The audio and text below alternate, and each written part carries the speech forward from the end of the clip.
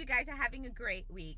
So I've been contemplating this for a few weeks now and trying to figure out how is the right way to say it, because I have clients talk about it. I've had males express it in a different way. And it's the toxic masculinity that surrounds this idea of the male identity being wrapped up in their penis and their ability to have sex. And I say it's toxic masculinity because if you think your ability to have sex with somebody else, or even the size of your penis defines who you are, then as a guy, you have very little to live up to. No pun intended. Because if your whole sense of identity is crowded in this idea that it's all about how you exchange your bodily fluids with somebody else, then what else do you have to offer? So, and what I mean by this, so I had one client in particular talk about the fact, like, he didn't know who he was because he thought his size was insufficient.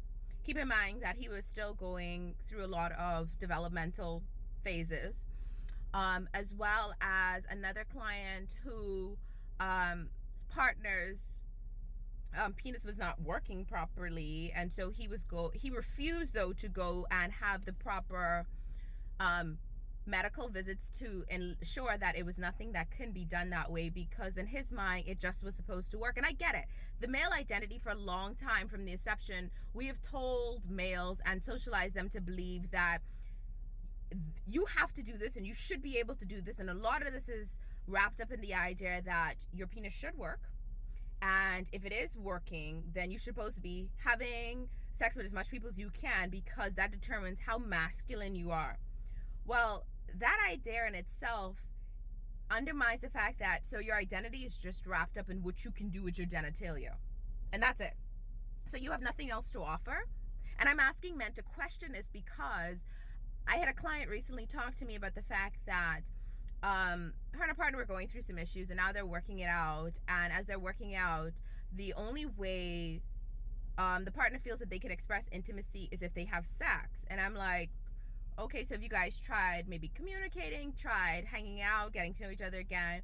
Well, the partner's saying, well, no, because she just doesn't get how sexually driven he is. And I said, well, if that's all he is, then that's something in itself that needs to be worked on, because that should not be the only thing determining whether or not you guys are having a healthy, successful, communicating, intimate relationship.